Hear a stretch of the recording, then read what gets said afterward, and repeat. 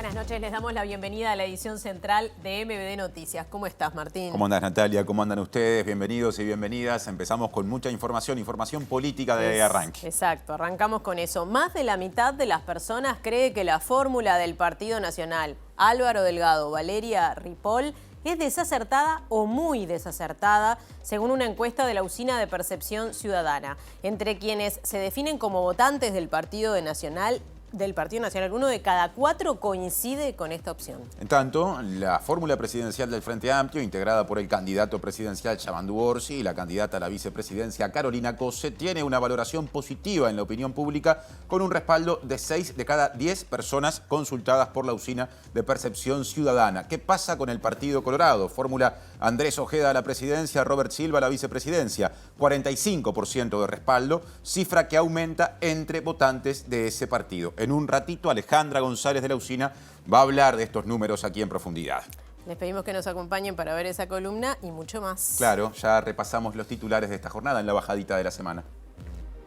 La justicia de Bolivia va a liberar a la joven uruguaya presa hace 114 días por tener 7 gramos de marihuana. El juez hizo lugar al acuerdo abreviado solicitado por la defensa. El expresidente Julio María Sanguinetti dijo que en la coalición de gobierno el Partido Nacional es el que más ha cambiado, aproximándose a posiciones sociales que no son las suyas. La Comisión de Memoria y Derechos Humanos de Rivera le pidió al directorio del INAU la intervención del servicio del instituto en ese departamento, debido al caso del adolescente que murió tras parir. La Conmebol abrirá un expediente para determinar responsabilidades en los incidentes ocurridos tras el partido de la Copa América, que Colombia le ganó a Uruguay 1-0 por las semifinales. Los datos de ocupación en las vacaciones de julio siguen por debajo de las cifras prepandemia, según la Asociación de Hoteles y Restaurantes del Uruguay. La Defensa Civil Palestina denunció que un barrio entero en Gaza quedó destruido por ataques israelíes que dejan decenas de muertes y acusó a Israel de abrir fuego contra personas que huían. El presidente argentino Javier Milei atribuyó nuevamente la subida del dólar y del riesgo país a los degenerados fiscales en referencia a los legisladores que se oponen a su plan de ajuste y amenazó con vetar todas sus leyes. TV Ciudad, y aquí vale por sus dispositivos porque nos pueden ver mediante la web de TV Ciudad, tvciudad.uy, también en la emisión en vivo en YouTube, y nos pueden escuchar por Uniradio 107.7 de FM en Capital y Cercanías, uniradio.edu.uy en la web. Ahora Natalia presenta adelantos desde exteriores. Sí, porque con el aumento del frío también aumentan las infecciones respiratorias, especialmente entre niños y niñas. Juan Aldecoa nos cuenta. Buenas noches, Natalia, Martín, compañeros y compañeras. Hay una tendencia que se viene dando en estos días que tiene preocupadas a las autoridades de la salud, y es eso que tú mencionabas. Hay 60 niñas y niños internados en el Hospital Pereira Rosell. Es la cifra más alta del año por enfermedades respiratorias, y también aumentó con respecto al 2023. En minutos nada más tendremos al director del Hospital Pediátrico Álvaro Galeana para hablar al respecto de esta situación que se está dando con la salud de niñas y niños.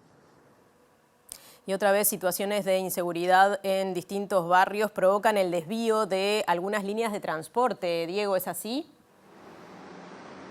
Natalia, Martín, buenas tardes para todas y todos. Así es, en pocos días, tras haber dado un desvío de la línea 407 COET, nuevamente tiene que fijar un desvío y acortar su línea 405, la que va desde Parque Rodó hasta Mendoza o Peñarol. En este caso la corta y la hace ir solamente hasta Mendoza y Saravia. Y esto tiene que ver, y apuntan en el comunicado, por enfrentamientos entre bandas con balaceras, lo que hace que la línea de ómnibus solamente llegue hasta Mendoza y Saravia, dejando un tramo bastante largo por el momento fuera de circulación debido a la inseguridad. Así que estaremos hablando con Miguel Marrero, dirigente del gremio justamente de los transportistas, en unos minutos. Otro asunto, la Comisión de Memoria y Derechos Humanos de Rivera le pidió al INAU que intervenga a ese organismo en el departamento de Rivera a propósito del caso que se ha hecho público y notorio del fallecimiento de una adolescente que quedó embarazada poco después de parir. Y con respecto a este tema, desde la academia se advierte que hay pocos recursos para prevenir estas situaciones y también para combatirlas. Lo que nosotros pretendemos acá es que se realice un seguimiento y se investigue dónde se ha fallado y no se ha dado continuidad a los protocolos que tienen que seguirse, ¿no? Las dificultades para identificar y para detectar el fenómeno tienen que ver con la falta de formación o con la necesidad de profundizar, digamos, una formación específica. Comenzamos el desarrollo de la información, lo veíamos en titulares, la joven uruguaya que estuvo presa en Bolivia durante 114 días por tenencia de 7 gramos de marihuana será liberada mañana por la justicia de ese país. Claro, porque el juez hizo lugar al acuerdo abreviado solicitado por la defensa y entonces esta mujer uruguaya el lunes volverá a este país. La joven de 27 años está detenida desde el 17 de marzo en Bolivia por un delito que no tiene pena de prisión y desde el 5 de mayo aguardaba la audiencia. Fue detenida junto a su madre en el aeropuerto del Alto en Bolivia por llevar 7 gramos de marihuana en su valija. Tras 106 días de prisión, la justicia boliviana sobreseyó del delito de narcotráfico a la madre y la liberó. Inicialmente hoy, al comienzo de la audiencia, teníamos el juicio ordinario. Hoy se iba a producir el auto de apertura a juicio. La estrategia fue solicitar rápidamente que un acuerdo abreviado que nosotros habíamos presentado el 28 de junio se homologue judicialmente. El juez de sentencia del Alto lo entendió, no daba para más, no íbamos a jugar un partido de 90 minutos si nosotros estamos aceptando nuestra responsabilidad. Por default, si uno acepta su responsabilidad, no necesita producir prueba, alegar, etcétera, etcétera. Simplificamos el trámite, no fuimos condenados. La pena consiste en una multa de menos de $50, en 250 bolivianos, es el monto concreto. No se la deportó finalmente, no se aplicó la ley de residencia, entonces vamos a poder irnos voluntariamente de Bolivia y tampoco, por supuesto, se la internó en un centro de farmacodependencia, que es un fantasma que en algún momento de la audiencia revolvió por la poca aplicación que tiene el delito de consumo en la jurisprudencia boliviana. Y Virginia está muy emocionada y la emoción es grande porque en un momento, por los casos que nosotros conocíamos, que ni vale la pena comentarlos acá, se pueden googlear, había escenarios terribles, entonces haber abatido todos esos escenarios y saber que la semana que viene están con nosotros, hay mucha emoción. Tema antes presentado, la Comisión de Derechos Humanos y Memoria de Rivera pidió que INAU intervenga al servicio departamental de ese territorio por lo que se supo en las últimas horas, la muerte de una adolescente poco después de ser madre, de haber parido y habiendo sido en el pasado institucionalizada, o sea, dependiente del INAU. Además, el colectivo exigió reparar los daños causados y señaló falta de cumplimiento de las orientaciones del equipo especializado en explotación y trata. Si bien sabemos que en este caso no había una restricción de que el adolescente pudiera desplazarse fuera del INAU, digo, hay un ratio que nosotros tenemos que, está establecido que tenemos que saber dónde está ese adolescente. No puede pasar tanto tiempo fuera de la institución que está a cargo de su protección sin que desde las autoridades no se haga un seguimiento y no sabíamos dónde estaba la chica. Lo que nosotros pretendemos acá es que se realice un seguimiento y se investigue dónde se ha fallado y no se ha dado continuidad a los protocolos que tienen que seguirse, ¿no? Cuando nosotros hablamos que adolescentes o niñas y niños que están bajo la protección del INAU han salido en esto de que son las salidas no acordadas, en este transcurso donde nadie sabe dónde están estos niños, niñas, adolescentes, en esa salida a la calle, nosotros, en este caso, la chica había ingresado por un tema de violencia. Y esto se repite a lo largo de todo el país y no es de ahora, ¿no? La chica ingresó por violencia. Y un estudio de la Facultad Latinoamericana de Ciencias Sociales señala que la falta de presupuesto genuino para combatir la explotación sexual y la atención de las adolescentes afectadas, que es lo que trae como consecuencia a algunas situaciones. Claro, y ese estudio marca una serie de carencias. Por ejemplo, carencias en materia de formación para afrontar esta problemática.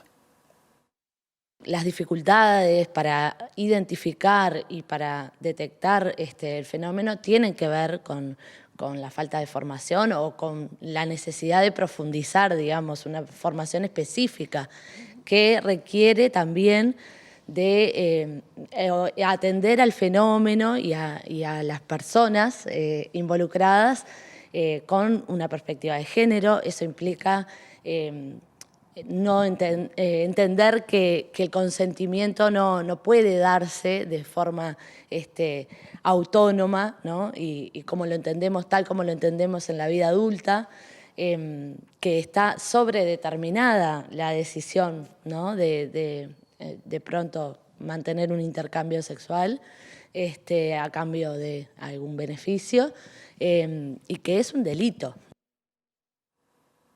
Ahora cambiamos de tema. Les contamos que la directora general de Educación Inicial y Primaria, Olga de las Heras, defendió el trabajo de ese organismo público ante la problemática de violencia en los entornos educativos. Hizo estas declaraciones tras un comunicado del Sindicato de Magisterio que manifiesta preocupación por este asunto.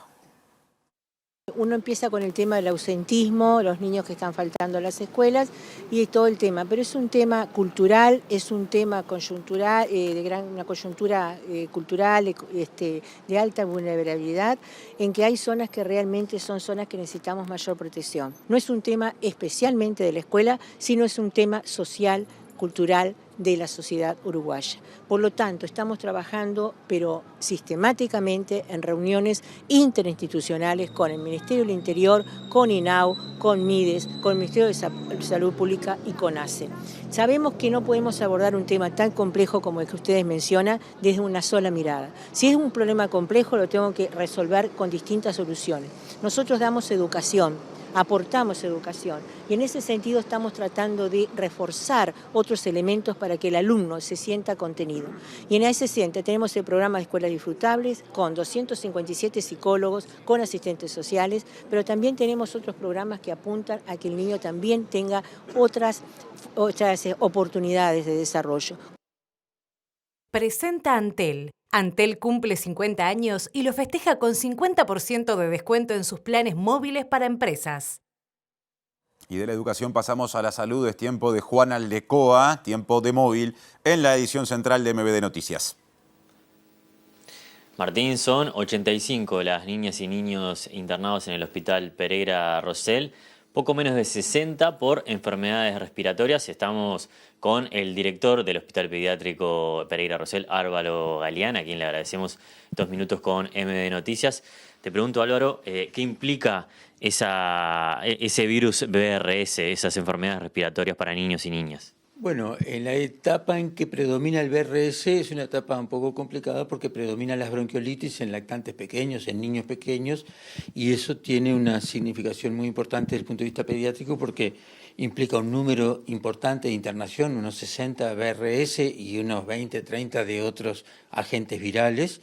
Pero el BRS, específicamente las bronquiolitis, predomina en los lactantes pequeños, en los lactantes que para su tratamiento requieren apoyo de oxígeno, requieren muchas veces internación, muchas veces incluso ingreso a cuidados intensivos. Hoy son pocos los que tenemos en cuidados intensivos, serán 3 o 4. Después tenemos muchos niños con aportes no invasivos de oxígeno, que es una modalidad de ventilación de estos niños que la realizamos característicamente en el Hospital Pereira Rosell, y muchos niños con cánulas nasal o con máscaras de oxígeno, y son niños pequeños que requieren un cuidado muy importante. Sabemos que son niños que pueden llegar a estar 5 o 7 días internados, que se pueden complicar con neumonía. Bueno, estamos en un momento álgido del invierno, bien probablemente vinculado a estos fríos, ¿no? Tú mencionabas en algunos medios de prensa que si bien el hospital no está colapsado, hay preocupación por la cantidad de camas que hay y porque el número aumentó con respecto al año pasado. Estamos en un número importante, después tendremos que ver profundamente cuando termine la temporada cómo han sido los números en relación al año pasado. Estamos en esos momentos pico donde, de acuerdo a las modificaciones que hacemos cuando empieza el invierno, cuando iniciamos lo que llama el plan de invierno, aumentamos el número de camas de manera de poder dar asistencia a estos niños, y si bien no faltan camas, tampoco que estemos sobrados, pero nunca en ningún momento tenemos problemas de asistencia, o que no podamos asistir a los niños. O sea, también al haber más camas, también hay una mayor cantidad de altas diarias, se ingresan más, se van más de alta, podemos ingresar más niños, y estamos en un equilibrio en el límite superior del 90% de ocupación de camas, pero en un equilibrio más o menos estable, tanto a nivel de lo que llamamos cuidados moderados, como cuidados intermedios, que son estas formas de respiración particularmente más importantes, e incluso de cuidados intensivos. ¿Y piensa que habría que tomar alguna otra alternativa, pensando en el año que viene? Porque hoy el ministro de Educación y Cultura, Pablo da Silveira, habló sobre las clases. Si bien la decisión no es del MEC y debería ser entre el Ministerio de Salud Pública y la ANEP, ¿qué variantes se pueden tomar para el año que viene? Nosotros, desde el punto de vista médico, nosotros nos planteamos la eventualidad para el año que viene de contar con una inmunización a las madres embarazadas cuando se acerca el invierno, de manera que cuando esos niños nazcan tengan anticuerpos circulantes y de esa manera se puede disminuir la tasa de ingresos o la tasa de consulta hospitalaria en estos niños, y disponer también, además de lo que es la vacuna para la madre embarazada, disponer de anticuerpos monoclonales, un medicamento relativamente nuevo que ha surgido entre el año 23 y 24, que es anticuerpos que una vez que el niño los recibe, los bebitos pequeños que reciben esa medicación cuando está por empezar el invierno, genera una franca disminución de la cantidad de consultas por BRS, por bronquiolitis por BRS, y también una franca disminución de la cantidad de ingresos en las unidades de cuidados intensivos por BRS. Aparte de eso, y nos podríamos eventualmente plantear... Porque se habló de un cambio en semanas de vacaciones, o una extensión, o una variable... Eso es algo que sí, que nosotros estamos de alguna manera hemos planteado ya desde hace algún tiempo, en cuanto a que tratar de que durante el periodo del año del invierno pueda haber semanas de vacaciones intercaladas para evitar la diseminación masiva de las infecciones virales respiratorias. Eso habrá que ir analizándolo oportunamente, pero sería una eventualidad que sí, en muchos países se hace de manera que no solamente tengan una semana y en julio, sino que, bueno, cada 6 semanas, 6, 8 semanas de clase tener un periodo de una semana por lo menos de vacaciones, y eso genera una situación en general de disminución de la diseminación entre los niños y eso de las infecciones virales, y esa disminución en la diseminación también favorece que se infecten menos los bebitos, los niños más pequeños, que son los que generalmente nos traen más problemas, más necesidad asistencial a nivel hospitalario. Gracias, Álvaro Galeana, director del Hospital Pediátrico Pereira Rosell. Seguimos por ahí, compañeros. Presentó Antel. Antel cumple 50 años y lo festeja con 50% de descuento en sus planes móviles para empresas. Bueno, y seguimos con el tema que planteaba Juan Aldecoa en su móvil, porque las autoridades educativas no tienen previsto cambiar el calendario educativo pese al aumento de casos de enfermedades respiratorias en niñas y niños. Claro, y el ministro de Educación y Cultura, Pablo da Silveira, dijo que otro ministerio, el de Salud Pública, realiza un monitoreo permanente de la situación.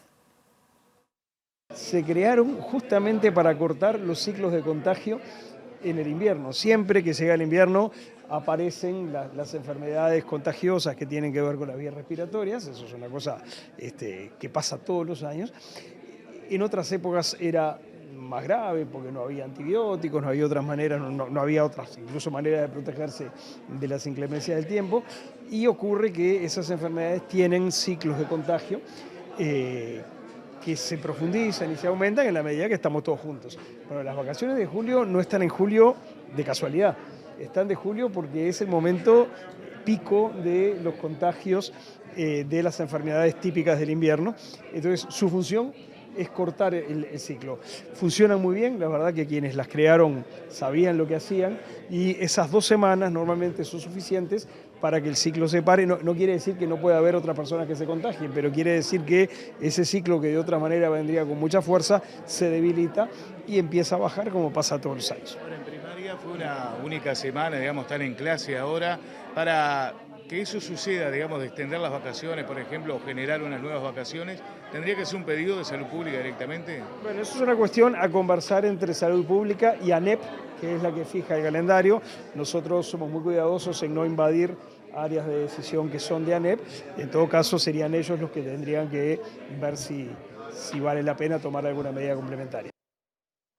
Otro asunto, las empresas de televisión por cable, Montecable, TCC y Nuevo Siglo pidieron formalmente autorización para fusionarse y ofrecer en conjunto de esa manera servicios de televisión para personas abonadas y también de Internet.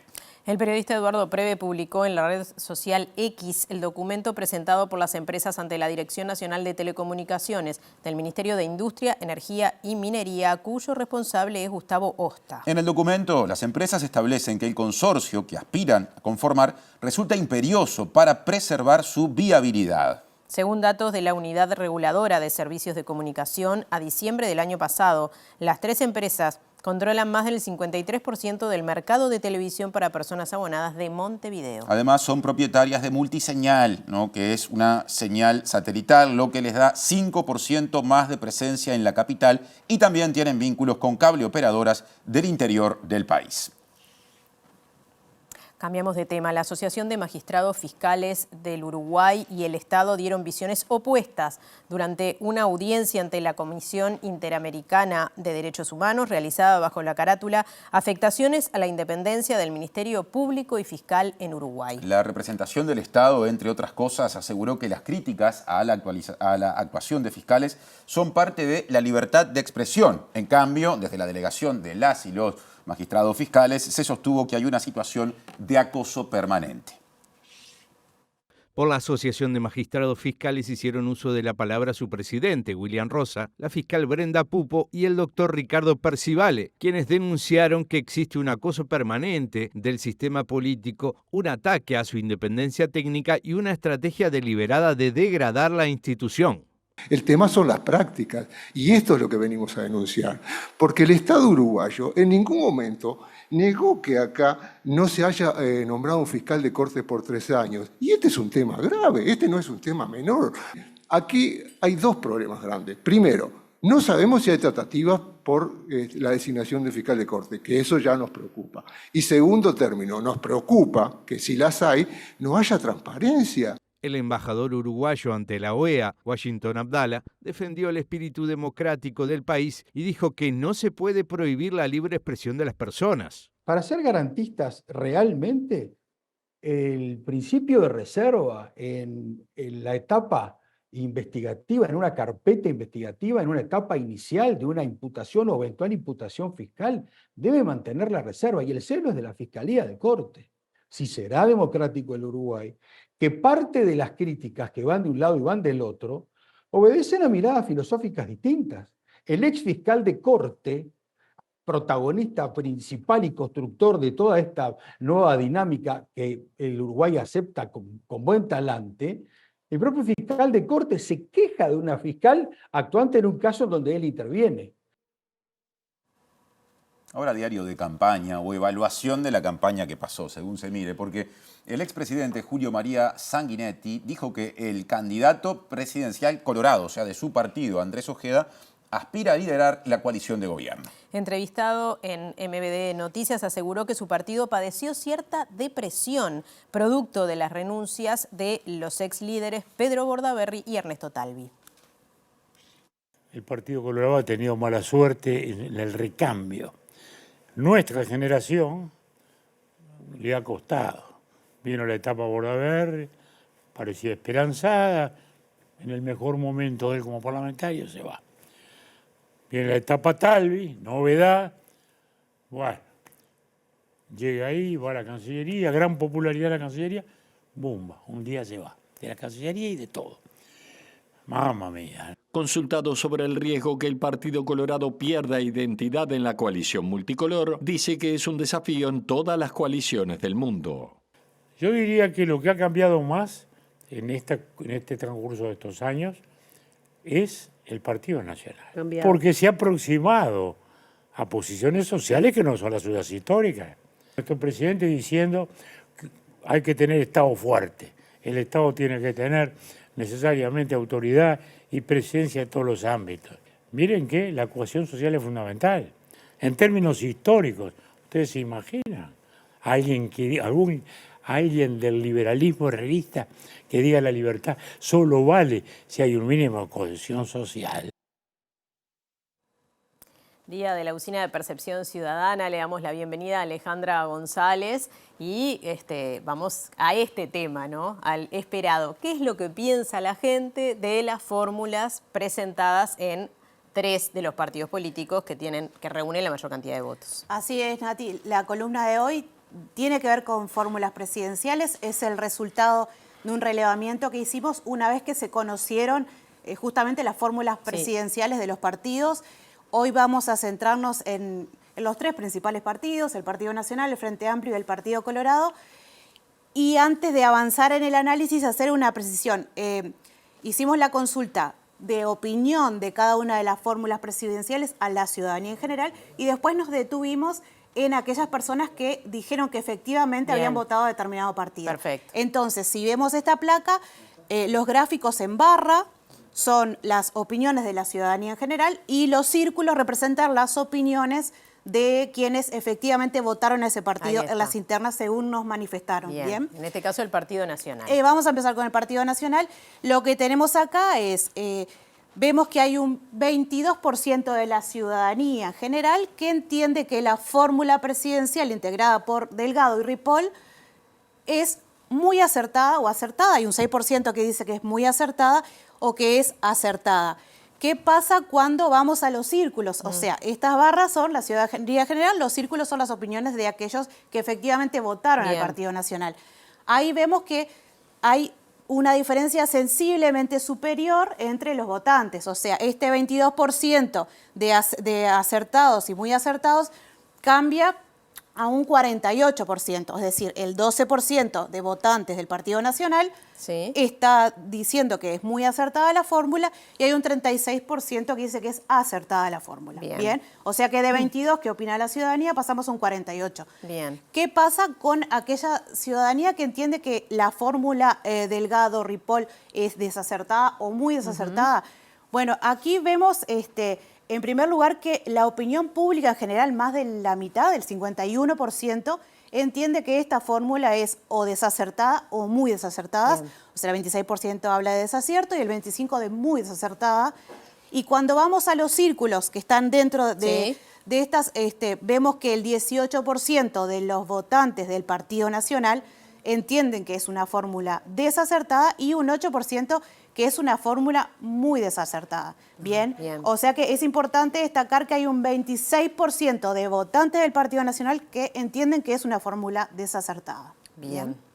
Vamos a pasar ahora. Pasamos a la próxima placa que tiene que ver con la valoración de la fórmula presidencial del Frente Amplio. Bien, Yamandu Orsi y Carolina Exacto. Cose. Acá vemos que hay un cambio y una valoración bien diferente a lo que sucedía con el Partido Nacional. Veíamos que en el caso del Partido Nacional solo el 22% de la ciudadanía valoraba como positiva esa fórmula, ¿no? Como acertada. Aquí, sin embargo, vemos que hay un 61% de la ciudadanía, o sea, no votantes, ciudadanía en general, que entiende que es una fórmula o muy acertada o acertada esta de Orsi Cose. Bien. ¿Y qué pasa cuando vamos a quienes plantean que efectivamente votaron al Frente Amplio en estas internas? El porcentaje de personas que dice que es una fórmula muy acertada es de un 67% y de quienes plantean que es acertada es de un 24%. O sea que muy alto, más del 90% de los votantes del Frente Amplio está de acuerdo con que esta fórmula es acertada o muy acertada. Vemos que hay un 14% de la ciudadanía que plantea que es desacertada y solo un 4% de los votantes frente amplistas habla de que es una fórmula desacertada y hay un 1% que habla que es muy desacertada. O sea que claramente hay muy buena aceptación tanto de la ciudadanía como de los votantes de esta fórmula. Es casi inversa a la anterior, exacto, digamos, ¿no? Ahí pero bien, además con porcentajes más altos en general. Exacto, ahí notamos esa diferencia bien marcada. La última placa, vamos a ver qué opina la ciudadanía, cómo valora la fórmula presidencial del Partido Colorado. Aquí también igual trajimos la opinión de la ciudadanía en general, las barras, y los círculos representan a quienes efectivamente dijeron que votaron al Partido Colorado en las internas. Es importante destacar que estos porcentajes pueden no tener exactitud porque la muestra del Partido Colorado era muy pequeña.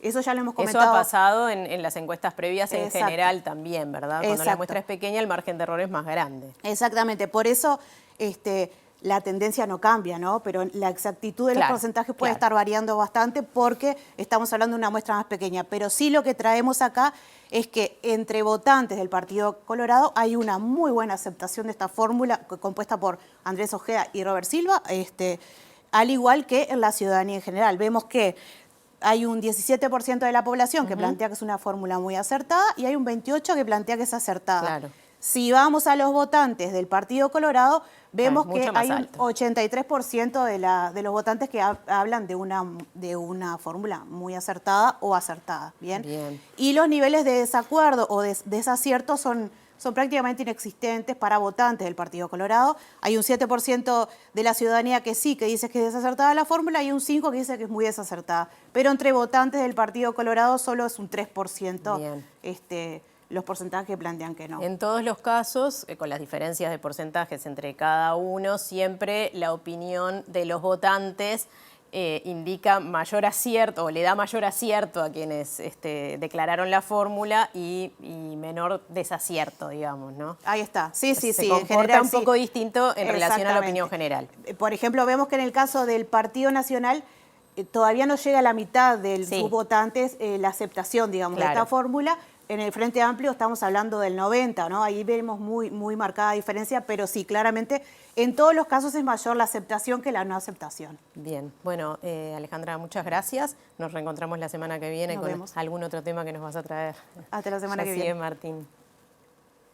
Vamos a cambiar de tema y les contamos que el Frente Amplio va a hacer un pedido de informes acerca del sumario del que dimos cuenta ayer, iniciado por el Ministerio del Interior al director del Observatorio de Violencia y Criminalidad, Javier Donangelo, por sus cuestionamientos públicos a las conclusiones de un informe sobre la forma de medir los homicidios hecho a pedido del Ministerio. El informe cuestionado por Donangelo, lo que le valió este sumario, plantea que habría menos asesinatos vinculados al narcotráfico que los que se vienen reportando oficialmente, y la bancada opositora, o sea, la bancada del Frente Amplio, no descarta que sea parte de una estrategia para ocultar muertes violentas. Preocupante, ¿no? Persiguiendo gente por vertir opiniones. Aparentemente lo que sucede también es que el director hasta ahora del Observatorio del Ministerio del Interior hizo algunos comentarios con relación a un estudio académico de cómo se califican los homicidios, y eso desencadena un sumario administrativo contra alguien que venía cumpliendo su tarea de manera adecuada, que también fue el director del observatorio durante los periodos anteriores, durante los gobiernos del Frente Amplio, y que se le reconocía siempre de haber tenido un trabajo riguroso, un trabajo correcto al frente de las estadísticas del Ministerio del Interior. Acá lo que parece es que, bueno, que los mandos políticos del Ministerio, ya sea el ministro como el subsecretario, nuevamente le están cargándole las cuentas a los mensajeros y no al grave problema que tenemos en materia de inseguridad pública y sobre todo con el recrudecimiento de los homicidios. Recordemos que este gobierno va a terminar con los 5 años mayor cantidad de homicidios de la historia. Nosotros vamos a también plantear un pedido de informes con este tema, pero también para averiguar un poco los alcances de esta investigación administrativa contra el director del observatorio, y lo que trataremos de denunciar es que si hay un intento de tapar o de solapar las causas que tienen las muertes violentas en nuestro país, bueno, plantear que claramente lo que se estaría haciendo es cambiar las reglas de juego, porque estos datos le están dando mal al actual periodo de gobierno y al Ministerio del Interior. Lo que estamos claramente preocupados es en el desencadenante del narcotráfico con las muertes violentas, y bueno, en todo caso lo que hay que hacer es ajustar los mecanismos de prevención y de represión de este tipo de conductas. Otro asunto, la Asociación de Funcionarios del CASMU, AFCASMU, se declaró en conflicto en el marco de los problemas financieros de la mutualista. La decisión se tomó durante una asamblea realizada hoy en la que el sindicato de quienes trabajan en el CASMU, del personal no médico, vale aclarar, decidió ocupar la institución médica en caso de que se concrete la intervención, que es una de las posibilidades, ¿no?, que terminen adoptando como decisión las autoridades, pero todavía eso no está definido. AFCASMU plantea preocupación por los convenios existentes con la institución en caso de que ésta sea intervenida y por la situación de los trabajadores que ya se encuentran en seguro de desempleo. Ahora cambiamos de asunto. Les comentamos que el directorio del Banco de Previsión Social aprobó incluir en el programa Ibirapitá a las personas beneficiarias del programa Asistencia a la Vejez y también a las que reciben pensión por sobrevivencia. Como consecuencia de esta decisión, 33.000 personas podrán acceder a un celular y el plan móvil Ibirapitá, otorgado por Antel, con gigas, mensajes y minutos para llamadas gratis. A partir del 1 de agosto, aplicando el mismo mecanismo que se hace hasta ahora, yendo a Antel, con su número de cédula, después que corramos los respectivos programas, podrán acceder, en el caso de aquellos que tengan ingresos hasta 31.000 pesos, 30.885, a un celular, un smartphone, y 10 gigas para navegar libremente y 10 gigas para navegar en Vera TV, más los beneficios de comunicaciones que otorga Antel ligeramente en todos sus planes.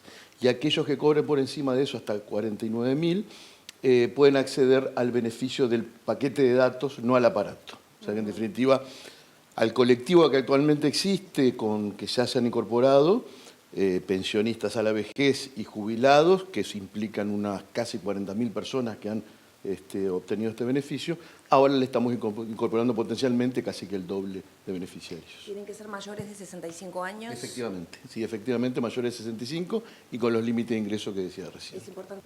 Va a tener para descargar la aplicación Ibirapitá, que es una aplicación donde hacemos comunicaciones, donde damos la posibilidad de eventualmente acceder a sorteos o de entradas para espectáculos del SODRE. En fin, hay una serie de actividades de la comunidad Ibirapitá que desde la aplicación pueden acceder. Y el presidente del BPS, a quien recién veíamos, Alfredo Cabrera, destacó una serie de cambios realizados en la gestión de préstamos para personas pasivas que ahora se pueden realizar a través de Habitat y Red Pagos. También dijo que el BPS está cumpliendo con el mecanismo, digamos, de completar las vacantes, que es algo que reclama el sindicato. Tenemos diferencia con algunos de los planteos que se hacen que no se corresponden con la realidad tal cual nosotros lo demostramos con números. En los hechos nosotros llenamos vacantes en la misma lógica que llena el resto del Estado, vacantes 3x1, pero con las particularidades además que en el caso de informáticos y salud nosotros llenamos 1 a 1 y hemos llenado. Y en los hechos, si miramos los números de las vacantes producidas el año pasado, en el 2023 y lo que va del 2024, y los ingresos producidos, tenemos más ingresos que vacantes. En el interior los pasivos gestionaban el préstamo en la sucursal y lo cobraban en la red de pago porque en el interior el Banco de Previsión Social no tiene cajas. En Montevideo, en este local, sí tiene cajas y se puede gestionar el préstamo en el banco y cobrarlo en las cajas del Banco de Previsión Social o en la red de pago, en la red de cobranza. Lo que agregamos ahora es la posibilidad de que también la gestión del préstamo, los titulares la puedan hacer directamente en la red de cobranza. Entonces, en vez de hacer 2 trámites, venir hasta el Banco de Previsión Social a gestionar el préstamo y después ir a cobrarlo a la red de pago, ahora pueden hacer directamente todo en un solo lugar. Pero si no lo quieren hacer, lo pueden hacer en el banco. Entonces, en definitiva, lo que estamos haciendo es darle una opción más a las personas, días fríos, gente mayor, que en vez de venir hasta el banco a firmar un vale para después ir hasta el Habitat o el Red Pago o el Dorado cercano a su casa a levantar el dinero, lo hagan directamente en un solo trámite. Inseguridad en el transporte montevideano colectivo. Habla de esto desde el móvil y con invitado Diego Martini. Así es, compañeros, como anunciamos más temprano, un nuevo desvío en la línea de COET. En este caso hablamos de la línea 405, que se suma a la de la semana pasada, que es el 407, y que fue por inseguridad 407 precisamente en la zona de Malvin Norte. Pero en este caso hablamos de 405, que agarra, o por lo menos sale de Parque Rodó y en un momento ingresa, después de hacer una recorrida por Aparicio Saravia, y llega hasta Peñarol. Lo cierto es que en este caso dirigentes y trabajadores resolvieron cortar el recorrido y que llegue solamente hasta Mendoza y Saravia, y esto por la inseguridad, y señalan textual en el comunicado que se vive y las balaceras y los intercambios que están teniendo bandas que están disputándose la zona. Esto ya lo sabemos, varias de las notas que venimos haciendo por inseguridad tienen que ver con este tema, y señalan un punto que es Aparicio Saravia y Juan Acosta. Hablamos de una zona que también está intervenida por el Ministerio del Interior, es decir, con distinto patrullaje. Para hablar de esto estamos en contacto con Miguel Marrero. Miguel, gracias por estos minutos. Y ¿qué sensación deja que nuevamente una misma línea tenga que una línea de COET, digamos, eso es casualidad que sea de Coet, pero tampoco es casualidad que hablamos de 2 barrios o zonas complicadas que otra vez tienen que desviar su recorrido. Sí, mucha preocupación. A nosotros nos duele mucho porque entendemos que la gran mayoría de la gente que ve allí son trabajadores. En el día de hoy, por ejemplo, sabemos que estamos dejando gente que sale a trabajar, nos preocupa el frío, nos preocupa que no sabemos qué vamos a hacer con los servicios nocturnos, un poco vamos a ir evaluando cómo sigue la situación. Ahora también sabemos que la primera responsabilidad que tenemos nosotros es con los trabajadores y con los usuarios. Ya hemos tenido gente lesionada a bordo de los ómnibus, nos han quemado ómnibus, digo, es una zona, como decíamos, mayoritariamente integrada por trabajadores, pero bueno, lamentablemente también hay gente que no nos permite trabajar con tranquilidad. Esto del 405 es algo que se repite, esa zona de ahí a Aparicio Saravia, se sabe los inconvenientes que tiene. ¿En algún momento se planteó alguna solución? ¿En algún momento sé que tuvieron seguridad privada que se subían determinados trayectos? No sé si el Ministerio del Interior les brindó otro tipo de solución. No, hay algunos instrumentos como el servicio de bus seguro, por ejemplo, que normalmente funcionan. En este momento, además, en algunos tramos, en las horas de la noche, contamos con policías que suben y hacen como una inspección en particular, nos acompañan en alguna parte del recorrido. Lo que pasa es que hay momentos en los cuales los problemas desbordan todas las posibles condiciones de seguridad que tenemos y en ese momento no nos queda otra que cortar. Nosotros siempre tratamos de no estigmatizar ninguna zona, jamás hablamos de categorías de barrios o bueno, zonas rojas, ese tipo de cosas, jamás lo hacemos. Pensamos que son zonas de la ciudad que, bueno, que al contrario necesitan que el Estado participe más activamente posible. Y bueno, y también sabemos que cuando nosotros cortamos los servicios dificultamos la salud, digamos, la educación, como decíamos, el retorno de los trabajadores a los barrios. Pero a veces no hay otra solución que esa. En este caso, además, no es que se haya agredido directamente al ómnibus, sí sabemos que en otras ocasiones pasó piedras o intentos de rapiña, sino en este caso es la disputa territorial en la zona, en una zona que está intervenida por el Ministerio, hace que sea inviable para los trabajadores, para el ómnibus entrar y pasar por ahí. Señalan el punto ahí a Aparicio Saravia y Juan Acosta. Sí, nosotros en verdad nunca nos metemos a discutir cuáles son las causas. Nosotros asumimos que parte de las consecuencias van hacia el servicio de transporte. Muchas veces se ha dicho que algunos de los delincuentes quieren que no pase más el transporte o que no entren los servicios. Nosotros conocemos mucha gente del barrio, a lo largo de muchos años hemos tratado con todas las personas, con todos los que han querido hablar con nosotros. Y es una zona realmente difícil y los primeros que sufren muchas veces las consecuencias son los vecinos. Nos duele profundamente, nos preocupa enormemente y bueno, esperemos que además, como decimos siempre, en plena campaña electoral, estos temas se pongan sobre la mesa, no con un espíritu sensacionalista, sino para pensar soluciones de fondo para estos problemas. Hasta que no se calme la situación no vuelve la línea hasta su recorrido habitual.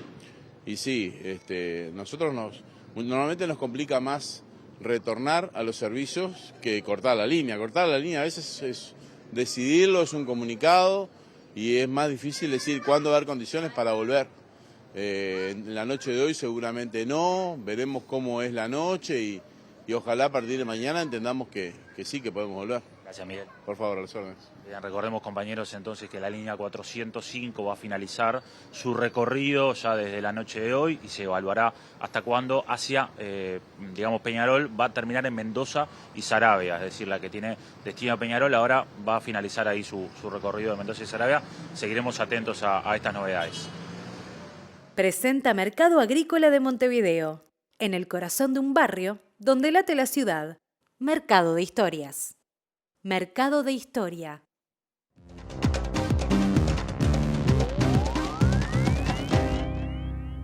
¿Qué tal? Buenas noches. Abrimos el capítulo internacional y volvemos al escenario de Oriente Medio, donde la muerte sigue tan campante, a pesar de los intentos de lograr un alto al fuego entre Israel y Hamás. Esto porque acaba de finalizar una incursión en la ciudad de Gaza del ejército israelí que ha dejado por lo menos 60 muertos y otros tantos que se desconoce que están bajo los escombros. Esto en el marco de un desplazamiento que pidió el ejército de Israel y que movilizó a unas 300.000 personas hacia el centro de Gaza. Se quejan los palestinos, un día para acá, otro día para allá, y las denuncias son de que además las fuerzas israelíes atacaron a personas que trataban simplemente de escapar de esta situación. Israel dice que allí se esconde Hamás y que fueron incautadas armas que demuestran por qué Israel está atacando esa zona de la franja.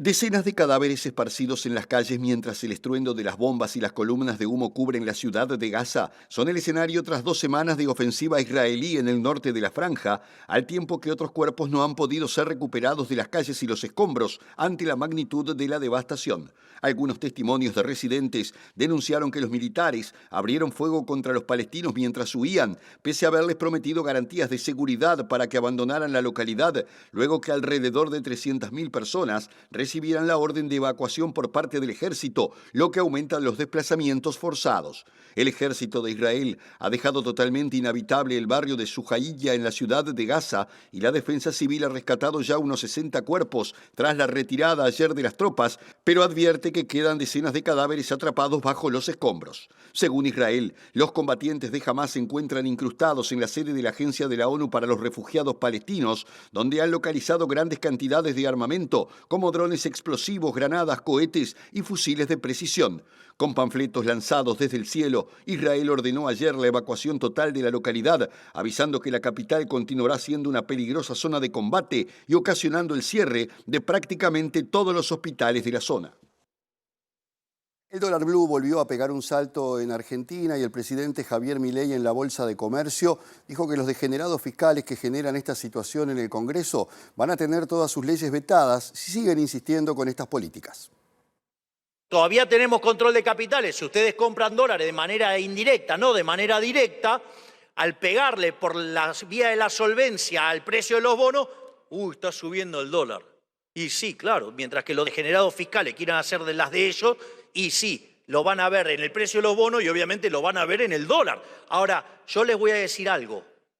Si los degenerados fiscales quieren pasar leyes que vayan contra el equilibrio presupuestario, ¿saben qué? Las voy a vetar todas. No voy a entregar el resultado fiscal. Durante un discurso en la Bolsa de Comercio, el mandatario argentino aseguró este miércoles que el déficit cero es la manera más brutal de todas para asegurar la condición de solvencia intertemporal y argumentó que por eso el riesgo país pasó de 2.900 puntos y llegó a tocar los 1.100 hasta que el Congreso empezó a hacer de las suyas y el mercado pasó la factura, según dijo. Milei afirmó que eso se vio reflejado también en el precio de los bonos y en el dólar y amenazó con vetar todas las leyes que provengan del Parlamento y afecten sus planes económicos. La advertencia de Milei se da en un momento en el que su gobierno intenta dilatar el trámite en el Senado de la ley aprobada por los diputados para el ajuste de la jubilación a la inflación, lo que supone un aumento del gasto público de un 0,4% del Producto Bruto Interno. El mandatario argentino firmó el martes con aliados y opositores dialoguistas el Pacto de Mayo, un acuerdo de 10 puntos que él mismo considera un punto de inflexión para cambiar el rumbo económico del país. El expresidente boliviano Evo Morales volvió a acusar al presidente Luis Arce de perseguir a sus simpatizantes tras los incidentes de ayer en el encuentro de partidos al que convocó el Tribunal Electoral. La persecución es impresionante. El exmandatario se refirió al encuentro de organizaciones políticas convocado para este miércoles por el Tribunal Supremo Electoral, que estuvo precedido por enfrentamientos entre los seguidores de Morales y afines al presidente de Bolivia, Luis Arce, ambos grupos conformados por integrantes del MAS. ¿Cuál es la tarea del Ministerio de Gobierno? Cuidar a su pueblo, pero ahora hay que cuidarse del Ministerio de Gobierno, afirmó Morales en conferencia de prensa en La Paz, donde dijo que servidores públicos salieron con tomates, petardos y bazucas para agredir a sus seguidores, que aseguró sumaban más de 3.500 personas. Morales acusó al ministerio de dar órdenes para impedir su presencia en la reunión de partidos y que no hay un solo detenido por las agresiones que sufrieron sus simpatizantes, que fueron violentamente reprimidos por grupos de vándalos enviados por el gobierno de Arce y protegidos por la policía, según dijo. Morales afirmó que firmará la declaración multipartidaria que pide suspender las elecciones primarias de cara a los comicios del 2025 si es que la autoridad electoral reconoce el Congreso que lo reeligió como líder del oficialista MAS o si se levanta el requisito de renovación de directivas. Arce y Morales están distanciados desde fines del 2021 y sus diferencias se profundizaron el año pasado por la realización de un Congreso Nacional del partido en el que en ausencia del mandatario y sus sectores leales, el expresidente se ratificó como líder del partido y fue nombrado candidato único para las elecciones del 2025.